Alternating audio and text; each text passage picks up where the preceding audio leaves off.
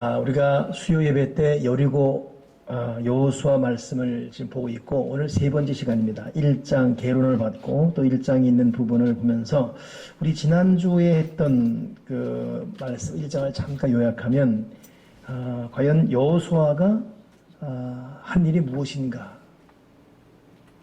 첫째는 하나님만 바라보며 담대히 나아가는 것.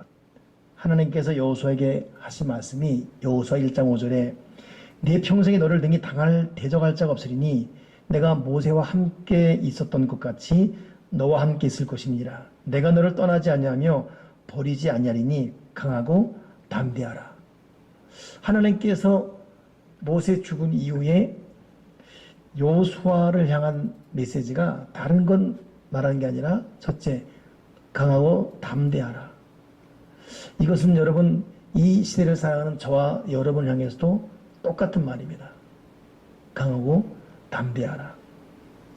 저는 조금 전 그 김경아라고 32살 먹은 사람이 소개가 됐어요. 보통 뉴스에 이제 그 사업한 사람들, 뭐 옷이건 뭐 음식점이건 소개되면 매장 이름을 가립니다. XX 이렇게 놓고. 왜냐하면 또 하나의 홍보가 되기 때문에. 근데 여기는 나이도, 매장 이름도, 매출거리도, 그날 하루 번 매출거리도 다 오픈해놨어요. 제가 오죽하면 잠시 보다가 도대체 어디 있는 매장이야? 바로 내가 검색할 정도로 보통 TV에 그렇지 않는다는 거예요. 근데 32살 먹은 사람인데, 케이크 전문점이에요. 조그만 조각 케이크. 이걸 직접 만들었다고요. 만들어서 지금 벌써, 여러 매장을 열었는데 하루 매출이 800만 원. 그리고 1년 매출이 120억이에요. 케이크 하나로 어떻게 이렇게, 이야, 대단하다 싶어집니다. 32살 먹은 시집도 안 간 처녀인데, 그러다 보니까 지금 이제 그 케이크 마니아, 도레도레, 이름이 도레도레더라고. 도레도레 해가지고 강화점, 뭐 강남점 해놓은 거예요. 그 뭐 줄 서서 먹는 거예요. 근데 이걸 매일 맛보느라고 이가 썩을 정도예요. 매일 맛봅니다. 매일. 대단하죠. 1년에 120억 매출을 하다니. 근데 약 6년 내지 7년 정도의 혹독한 사업 실현기가 있었습니다. 명문의 출신이 연세대 도시공학과를 나왔더라고요. 근데 3학년쯤 됐을 때 왠지 도시와 어울리는 걸 뭘 해야 되겠다 하다가 자기가 전공이 아님에도 불구하고 케이크점을 만들었는데 자기가 봐도 맛있더래요. 그래서 이게 기회인가 해서 했는데 좀 되는 거예요. 근데 이걸 아버지가 알고서 너는 명문대 나와서 유학에 나갈 것이지 뭐 이러냐고. 아버지한테 혼 되게 맞고 강제 폐점 당한 거예요. 그러나 얘는 의지가 있으니까 계속 숨어 사는 거죠. 근데 그 가운데 실패를 많이 경험했습니다. 동시에 3명이 사직서 내고 나가질 않나, 월급 못 줘서 쩔쩔 매질 않나, 이렇게 6년이가 7년. 그런데도 대학교 3학년 되니까 22살 됐겠지 않습니까? 그러고 나서 이제 한 5, 6년 확 핀 거예요. 그리고 결국 1년에 매출 120억. 근데 자기를 돕는 사람이 아무도 없었답니다. 근데 오직 하나, 나는 반드시 이 일을 통해서 승리한다라는 스스로의 확신, 자신감, 담대함. 그 사람이 예수를 믿는지 안 믿는지는 몰라요. 근데 결국 보통 같으면 1년에서 안 되고 월급 못 줄 정도로 하면 다 문 닫지 않습니까? 그럼 포기하잖아요. 그것도 여자아이가 나이가 어린데 근데 어떻게 6년 7년 집안 식관이 대대적으로 반대함에도 불구하고 자기 맞짱을 떼면 나갈까? 그리고 그렇게 큰 스타덤에 오른 거예요. 오늘 나온 어떤 그 TV였는데 여러분 보통 이 세상에도 이 담대함 대단히 중요합니다. 강하고 담대하라. 담대하라. 강하고 담대하라. 이 굉장히 중요합니다. 오늘 하나님께서 여호수아에게 너 다른 건 내가 말하잖아. 너 마음을 강해, 마음을 굳세게 해라. 마음을 강하게 하고 담대하라. 또 하나가 뭐였냐면 그 후반절에 8절 9절 보게 되면 좌로나 우로나 치지 말고 하나님의 말씀을 주야로 묵상해라. 그러니 강하고 담대함은 하나님의 말씀과 같이 가는 겁니다. 여호수아는 요거 딱 하나님 말씀 붙들고 강화와 담대함 이거 가지고 전진했어요. 그리고 승리했습니다. 그리고 우리 지난주에 했던 게 뭐였습니까? 여호수아 1장 10절 보니까 하나님께서 명령하시니까 이 말씀을 직접 백성들에게 말해서 하나님 말씀했다. 사흘 안에 우리는 일어난다. 음식 준비하고 나갈 채비 준비하라. 보통 사람 같으면 하나님이 하신 말씀임에도 불구하고 눈치 보고 백성에 대한 나를 어떻게 평가하지 뭐 이렇게 저렇게 할 텐데 그냥 담대하는 거예요. 그러니 여러분 우리가 예수님의 피를 믿고 예수님의 이름을 믿고 또 기도하며 말씀을 붙든다면 담대함으로 나아갈 때 하나님께서 우리의 그 태도와 자세 보시고 우리의 길을 열어줄 수 있습니다. 괜히 기죽고 어떡하지 그냥 걱정만 하고 염려를 달고 다니고 그러지 말고 담대할 수 있는 그런 믿음의 삶 되기 바랍니다. 자, 이런 가운데 오늘 2장에 이제 보는데 제가 이 여호수아를 묵상하면서 내 나름대로 정한 주제가 여호수아를 이번에 좀 제대로 공부를 좀 해야 되겠다라는 마음을 먹어요. 그러면서 여호수아는 과연 어떻게 60만 대군 남자만 어떻게 이들을 이끌고 가나안 땅에 결국 들어갔을까? 어떻게 그 광야를 통과해서 가나안 땅에 들어갔을까? 그 성공 비결이 무엇일까를 보고 싶은 거예요. 그 첫 번째 비결이 오늘 여호수아 2장에 나옵니다. 그것이 뭐냐면 기생 라합 이야기예요. 기생 라합. 먼저 오늘 이 라합 상황부터 보게 되면 눈의 아들 여호수아가 시팀에서 두 사람을 정탐꾼 보내지요. 그리고 여리고를 엿보라. 그렇게 말한 거예요. 그리고 이 정탐꾼 둘이 갑니다. 여리고성에 은밀히 잠입히 들어가요. 이걸 맞이한 사람이 기생 라합이죠. 근데 이 소식이 발각났습니다. 그랬더니 그 여리고 안에 있던 여리고 사람들이 우리 집에 이 땅에 은밀히 들어온 저 나그네 두 놈 끄집어내라.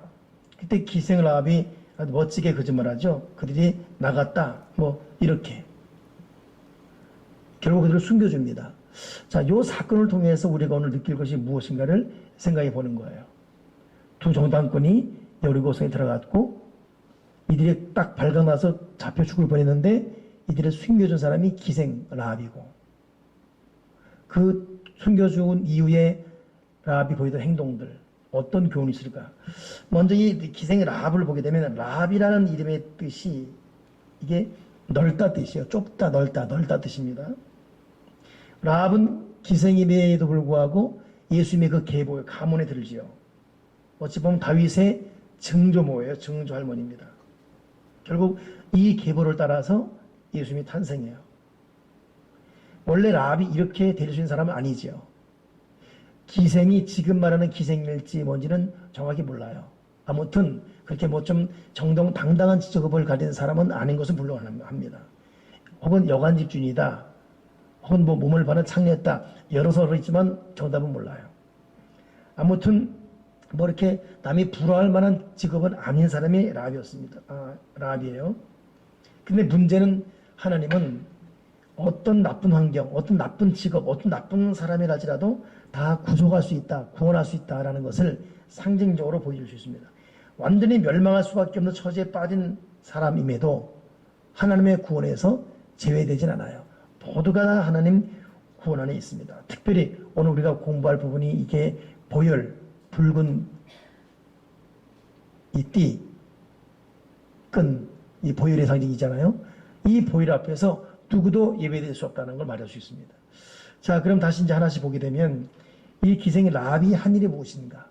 첫째는 자기 집에 들어온 이 두 정탐꾼을 목숨 걸고 숨겨줍니다. 목숨 걸고.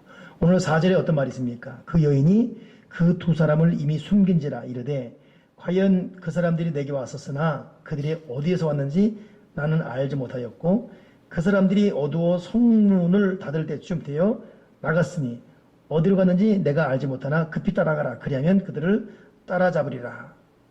근데 이렇게 말한 이유는 뭐죠? 그러다 보니까 이들을 이끌고 지붕에 올라가서 지붕에 벌려놓은 3대에 숨겼더라. 이미 숨겨버렸습니다. 그러니 이럴 경우 지금 이 라합은 자기가 당할 어마어마한 불이익을 모를 리 없습니다. 그럼에도 불구하고 목숨 걸고 라합이 이 두 정탐꾼을 숨겨주었습니다. 참 우리가 살아가면서 참 해야 될 일이 많이 있습니다. 근데 하나님이 지혜와 깨달음을 주셔서 반드시 해야 될 일을 깨닫게 하시고 또 반드시 해야 될 일은 목숨 걸고 할 수 있는 그런 우리의 그 총명함이 이 라합 같은 선택이 있으면 좋겠습니다. 해야 될 일인지 말아야 될 일인지 그것도 구분이 안 되고 또 때로는 해야 될 일임에도 이래서 싫고 저래서 싫고 이렇게 막연하게 생각할 것이 아니라 반드시 할 수 있는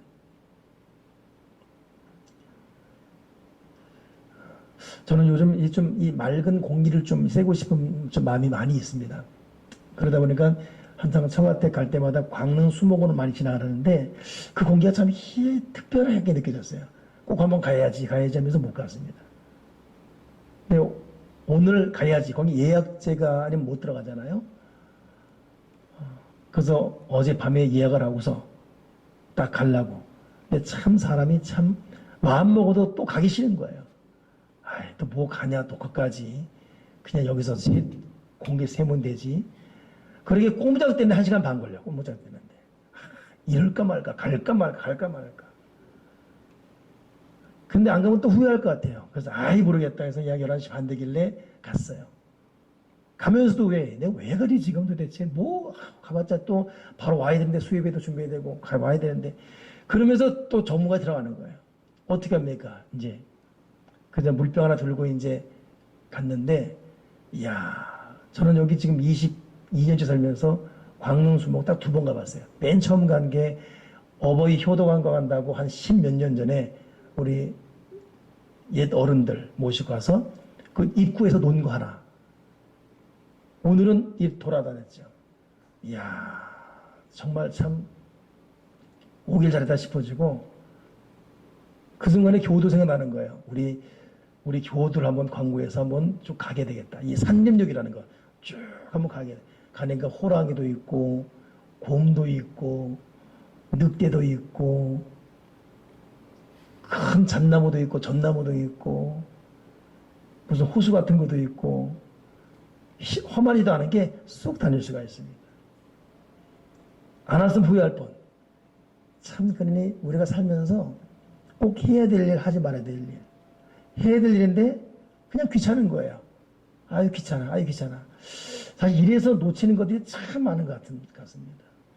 오늘 하루만 저 같은 경우는 그렇게 보더라도 여러분 해야 될 일, 하지 말아야 될 일, 또 반드시 해야 될 일. 오늘 라합은 자기가 해야 될 일에 목숨 걸었습니다. 되는 사람들, 앞서가는 사람들, 시대의 영웅들을 보게 되면 해야 될 일은 반드시 목숨 겁니다. 두 번째 이 라합이 한 일이 뭐냐면 라합의 신앙 고백에 끝내줍니다. 8절 보니까 오늘 읽진 않았죠. 8절 보면 또 그들이 눕기 전에 이제 이 두 정탐꾼을 숨겨놓은 다음에 라합이 숨겨놓은 지붕 그 3대에 올라가서 그들에게 이르되 여호와께서 이 땅을 너희에게 주신 줄을 내가 아노라. 우리가 너희를 심히 두려워하고 이 땅 주민들이 다 너희 앞에서 간담이 녹나니 이는 너희가 애굽에서 나올 때에 여호와께서 너희 앞에서 홍해물을 마르게 하신 일과 너희가 요단 저쪽에 있는 아모리 사람이 두 왕 시온과 옥에게 행한 일 곧 그들을 전멸시킨 일을 우리가 들었음이니라. 우리가 듣자 곧 마음에 녹았고 너희로 말미암아 사람이 정신을 잃었나니 너희 하나님 여호와는 위로는 하늘에서도 아래로는 땅에서도 하나님이시라. 그러니 라합이 이 두 정탐꾼을 숨겨놓은 다음에 그들을 찾으러 온 여리고 사람들 쫓아내고 돌려보내고 이 두 사람에게 슬그머니 들어가서 한 말이 뭐냐면 너희들의 민족의 하나님, 너희들의 하나님, 그 하나님이 누구인지를 내가 알고 있다. 홍해를 마르게 했고 여러 민족을 물리쳤으며 애국까지 물리치고 모든 사람을 간담을 서늘하게 했던 우리도 그 말을 듣고 간담이 서늘했다라고 너희의 하나님이야말로 하늘에서도 땅에서도 하나님이다라고 하나님에 대한 믿음, 신앙 고백을 분명히 하고 있습니다. 그러니 라합에게 누가 이걸 가르쳐 준 것도 없어요. 스스로 듣고 스스로 암이 된 것입니다. 참 얼마나 이 탁월한 믿음입니까? 보고 듣고 그냥 스쳐 지나가지 않고 믿음으로 이 아멘하는 것. 여러분, 이 라합이 승리했던 이유가 해야 될 일에 대해서 목숨 걸었다면, 두 번째는 듣고 있는 것에 대해서, 발견한 것에 대해서 작은 것도 그냥 지나지 않습니다. 이번에 개봉된 영화 인천 상주작전 벌써 몇백만 관객 동원. 근데 우리는 승리한 거 알고 있지만은, 성공한 거 알고 있지만은, 저는 이번에 영화 소개해 보니까 성공률이 5,000대 1일 때 5,000분의 1. 5,000분의 1의 확률을 뚫고 감행한 인천 상주작전 그래요. 근데 그 영화 장면 중에 하나 그거 나오지 않습니까? 한 소년이 부상을 당했으며 떠나지 않고 있는 거예요. 너 안 떠나고 있냐? 나는 상사로부터 떠나라는 말을 듣지 못했다고. 그 순간에 이 맥어더가 물론 영화 대사이기 때문에 사실 여부는 알 수 없지만 하는 말이 이 소년의 나라를 반드시 구해주겠다. 그거 하나 때문에 여러 사람이 반대하고 트루먼 대통령마저도 반대했음에도 불구하고 하나 때문에 이 소년의 나라를 반드시 구해주겠다. 그때 소년과 부딪혔던 그 눈빛, 그 소년의 눈물 글썽거리는 이 고백, 이 하나 때문에 그 모든 걸 물리치고 그냥 감행하는 거예요. 그게 사실이라면 얼마나 멋진 거겠습니까? 영화 이야기만이 아니라, 영화를 할지라도 참 멋있었는데, 여러분 어찌 보면 라합은 여러 사람이 다 농담으로 여기고 막 스쳐 지나가는 이 이야기임에도 불구하고 하나님이 홍해를 가르고 애굽을 물리치고 이끌어오신 저 이스라엘 사람들, 저들이 믿는 하나님은 참 하나님의 것이다. 이 믿음의 고백. 그리고 그걸 그대로 너희 하나님이 하늘과 땅의 하나님이다. 그러니 여러분 라합의 위대함, 라합의 승리는 결국 신앙 고백이에요. 하나님에 대한 신앙 고백. 저는 그래서 개인적으로 가정 예배 드릴 때도 그렇지만은 새벽 기도할 때 사도신경 할 때가 참 얼마나 감격인지 몰라요. 이 새벽 기도하는 사람들 특히 첫 입술 전능하사 제일 중요한 영적 기도입니다. 그러니까 사도신경은 그래서 시시때때로 시도 때도 없이 하는 게 좋습니다. 다른 영적 기도가 주님 나는 죄인입니다 좋지만 정말 아주 권세 있는 영적 기도는 사도신경이에요. 저는 신학생 때 태백산 기도님 갔을 때 그 여자 원장님이 다른 것보다도 정말 어렵고 힘들 때는 사도신경을 아멘 하는 마음으로 많이 암송하세요. 정말 앞이 캄캄하고 할 때는 기도 뭐지 안 될 때는 사도신경을 자간자간 조목조목 또박또박 여러 번 암송하시라고. 여러분 이 사도신경은 대표적 신앙 고백인데 하나님이 누구인가에 대한 이 분명한 신앙 고백이 그렇게 중요한 거예요. 라합이 위대한 뭐예요? 결국 이 신앙 고백. 세 번째 이 라합이 한 일, 위대함이 뭐냐면 12절을 보니까 하나님에 대한 신앙 고백으로만 끝나잖아요. 12절. 그러므로 이제 청하노니 내가 너희를 선대하신즉 너희도 내 아버지의 집을 선대하도록 여호와로 내게 맹세하고 내게 증표를 내라. 그리고 나의 부모와 나의 남녀 형제와 그들에게 속한 모든 사람을 살려주어 우리 목숨을 죽음에서 건져내라. 참 하나님에 대한 신앙 고백과 함께 결국 거기 조건 내밀잖아요. 오늘 이 부분이 설교 끝나고 저와 여러분이 해야 될 기도입니다. 라합 하나가 무슨 말이에요? 내 부모, 내 남녀 형제, 그리고 그 남녀 형제에게 속한 모든 사람, 사돈의 팔촌까지 다 말하는 거예요. 다 살려내라. 그러니 이 정탐꾼들이 믿는 하나님이 누군지를 알고 있는 거예요. 홍해를 가른 하나님, 절대 강국이었던 애굽을 물리치고 수많은 적들을 물리치고 이 아무것도 가진 것이 없는 민족을 승리케 하신 하나님에 대한 확실한 믿음이 있습니다. 근데 그 하나님이라면 나에게 다 해줄 수 있다. 하나님에 대한 절대 믿음이다 보니까 너희 그 하나님께 내가 너희를 살려줬지 않냐. 너희가 믿는 하나님께 기도 좀 해달라. 그리고 기도하기를 나와 내 형제, 부모, 형제와 연관된 모든 사람까지 다 살려내라. 야, 이 라합의 백보. 오늘 수입에 나온 저와 여러분, 우리에게도 이 라합 같은 믿음과 이 담대한 이 간청이 있어서 저의 부모 형제, 여러분의 부모 형제, 저의 형제와 저 형제와 연관된 모든 사람들, 여러분 형제와 여러분 형제와 연관된 모든 사람들 다 살려내는 은혜가 있기를 바랍니다. 오늘 이 말을 들은 이 정당군이 어떻게 반응하고 있죠? 14절 보니까 그 사람들이 그에게 이르되 네가 우리의 일을 누설하지 아니하면 우리의 목숨으로 너희를 대신할 것이요 여호와께서 우리에게 이 땅을 주실 때에는 인자하고 진실하게 너를 대우하리라. 이렇게 서로 약속이 맺은 이후에 라합이 한 일 마지막 보십시오. 15절 어떻게 하고 있죠? 라합이 그들을 창문에서 줄로 달아내리니 그의 집이 성벽 위에 있으므로 그가 성벽 위에 거주하였습니다. 라합이 그들에게 이르되 두렵건대 뒤쫓는 사람들이 너희와 마주칠까 하노니 너희는 산으로 가서 거기서 사흘 동안 숨어 있다가 뒤쫓는 자들이 돌아간 후에 너희에게를 갈지니라. 그러니 서로 아주 분명한 약속을 하는 이후에 살려주겠다는 약속을 한 이후에 이들을 줄로 내리지요. 이때 이들이 그 줄로 인해서 내려가면서 했던 말이 17절부터 됐어요. 보십시오. 17절 그 사람들이 그에게 이르되 네가 우리에게 서약하게 한 이 맹세에 대하여 우리가 허물이 없게 하리니 우리가 이 땅에 들어올 때에 우리를 달아내린 창문에 자 여기에 이제 보일의 예시가 나옵니다. 이 붉은 줄을 메고 네 부모와 형제와 내 아버지의 가족을 다 내 집에 모으라. 누구든지 내 집 문을 나가서 거리로 가면 그의 피가 그의 머리로 돌아갈 것이요. 네 책임이 없다 이 말이지요. 우리는 허물이 없을 것이다. 그러나 누구든지 이 붉은 줄이 달려있는 이 집 안에 들어오면 너와 함께 있는 집에 있는 사에게 손을 내면 그의 피는 우리의 머리로 돌아오리려니와 네가 우리의 이 일을 누설하면 네가 우리에게 서약하게 맹세에 대하여 우리에게 허물이 없으리라. 자 무슨 말이죠?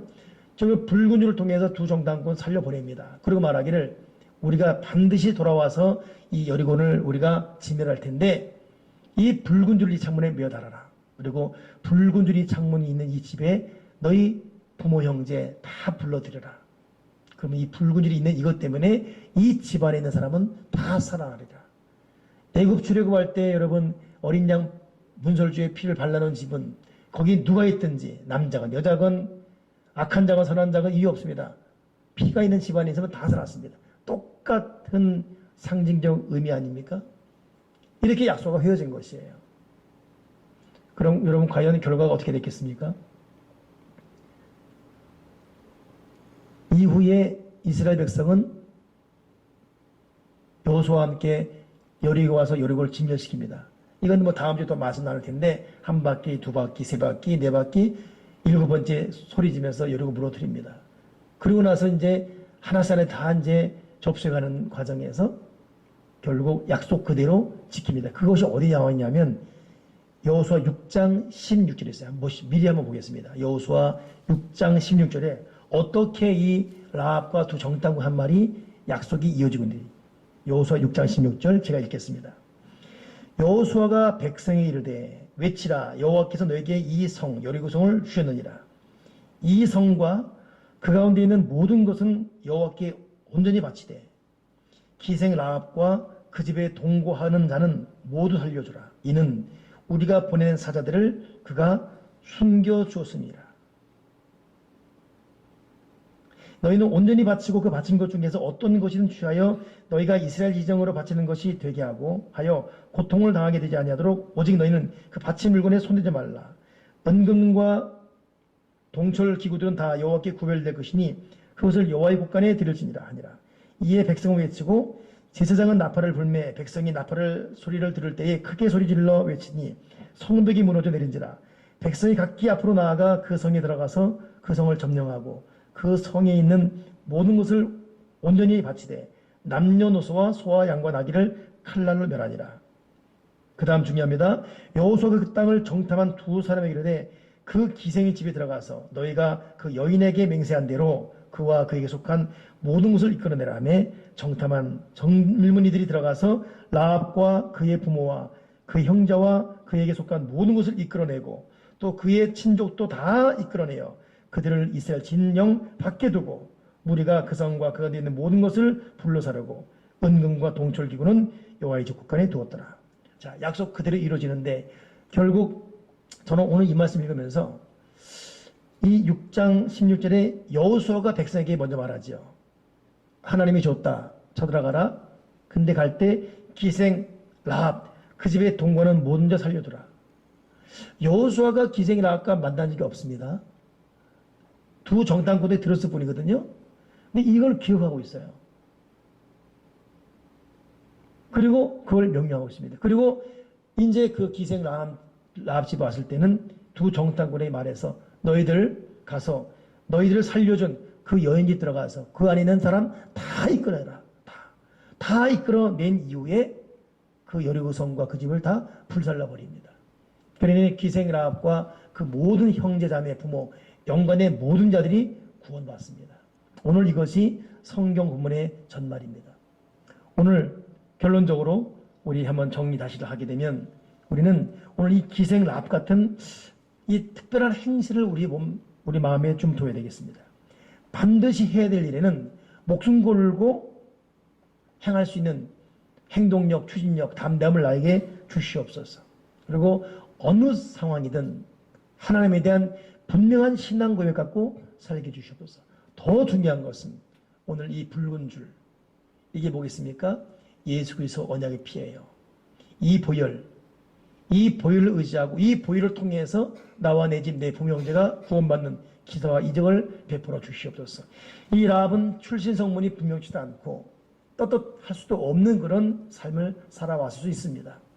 누구도 주목하지 않는, 그러나 결국 예수님의 조상이 되었습니다. 왜 그렇죠? 이 행동 하나가. 왜 그렇죠? 그 신앙 고백이. 왜 그렇죠?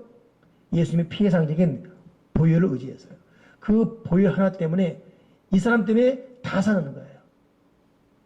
여러분, 우리 담대하게 그렇게 마음 먹읍시다. 지금 저와 여러분이 나 하나 때문에 내 부모 형제가 살 수 있습니다.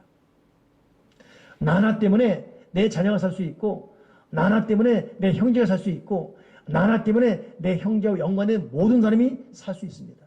사도 바울도 일찍이 빌립보 감옥에 갇혔을 때에 간수가 두려워 떨 때에 주 예수를 믿으라. 그러면 너와 내 집이 구원한다. 네가 예수 믿음으로 인해서 너와 내 집이 구원을 받을 것이다.